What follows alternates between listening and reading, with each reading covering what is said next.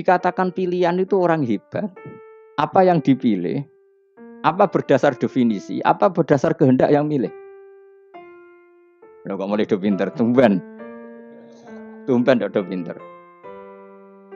Alam raya ini milik Allah. Dan semua di alam raya ini milik Allah. Maka dipilih tidak dipilih itu terserah yang punya apa terserah kita. Apa terserah kriteria, apa terserah definisi. Dalam konteks kita sebagai objek diambil, tentu terserah yang punya. Kemudian Allah bilang, orang-orang itu saya pilih. Nah kalau milihnya Allah berdasar kepunyaan, tentu Allah boleh dong memilih orang yang sebetulnya berstatus dolim. Ya tapi ya tetap dia dolim, tapi ya tetap dipilih. Kenapa ya? Karena Allah yang punya. Saya misalnya orang kaya, boleh nggak punya HP buruk? Boleh kan? Terserah saya. Saya orang kaya, beli HP mahal, medium dan paling buruk. Boleh enggak? Boleh, saya yang punya.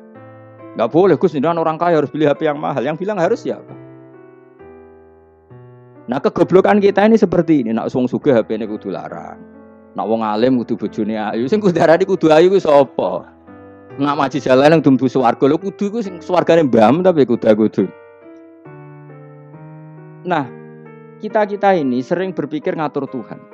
Nah, Indonesia negara yang mayoritas Muslim terus Islam Indonesia kudu dadi sampling Islam seluruh apa? Dunia. Ya ora usah sombong ngono ya keben. Ora usah ngono. Paham ya napa? Ndak usah ngono mayoritas sae tapi ora usah GR jadi apa? Percontohan internasional. Mungkin kalau masalah Islam damai ya bagus. Tapi itu kan tidak hanya Indonesia. Di mana-mana yang Islam damai juga. Dan yang tukaran juga banyak. Toh yang tukaran nggak pernah maklumatkan diri ini percontohan janda. Ya biasa saja. Saya ulang lagi ya. Maka menurut saya nggak akan benar pendapat Khawarij atau pendapat Islam yang keras bahwa orang dosa besar itu keluar dari Islam. Karena ketika Allah mengatakan kemudian aku pilihkan kitab ini tak kasihkan orang-orang yang saya pilih, itu diantara yang pertama adalah meskipun mereka sebagian tetap zalim. Artinya tetap zalim itu tidak menjadi dia keluar dari status Islam. Paham ya? Sekarang saya tanya, yang dikatakan warga Indonesia itu siapa?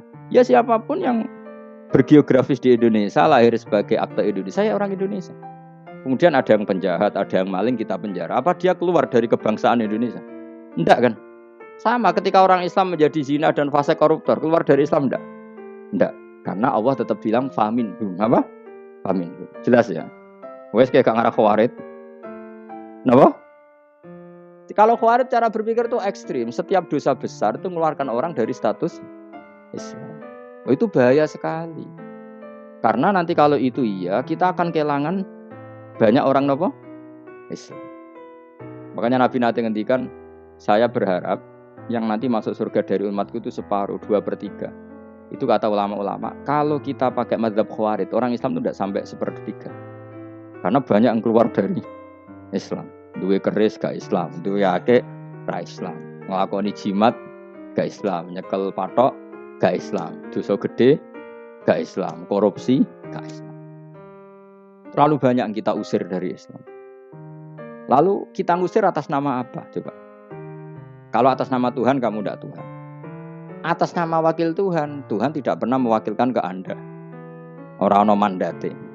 Yang kita tahu dari Quran ya ayat ini, tsumma awrasnal kitabal ladzina istafaina min ibadina. Kemudian kitab ini tak kasihkan orang-orang yang saya pilih. Dan orang yang saya pilih itu faminhum zalimul li nafsi.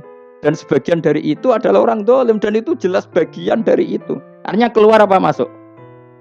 Keluar apa masuk? Masuk. Meskipun ya yang zalim tetap berstatus zalim. Kayak warga Indonesia, ini semua warga Indonesia. Paham ya? Yang maling ya tetap warga Indonesia. Meskipun ya tetap maling. Jelas ya? Tenang toh gitu. Makanya ahli sunnah itu pendapatnya falam nukafir mu'minan bil wisri. Kita tidak akan mengkafirkan orang mukmin hanya karena melakukan dosa. Kenapa ya? Karena Allah bilang faminhum setengah sangking itu masuk bagian. Dan itu luar biasanya Allah disebut istofaina. Tetap orang-orang pilihan. Maka ini penting saya utarakan supaya kita ini tidak sok-sokan. Terus yang zalimul li nafsi pun potensi dimaafkan sama Allah. Asal dia tobat, dan tobat itu sama Allah nggak ada batasnya. Malam yughur kiri sampai apa? Nafas apa? Terakhir. Dan kadang orang itu sebetulnya nggak niat tobat, cuma ada perilaku tertentu sing dadian Allah itu simpati. itu juga banyak yang diterima tobatnya Allah. Makanya kata ulama-ulama itu, istighfar itu tidak syarat diampuni. Yang menjadi orang terampuni itu kehendak Allah. Istighfar itu bagian kecil dari syarat-syarat itu. Tapi bisa saja orang tanpa istighfar tapi diampuni Allah.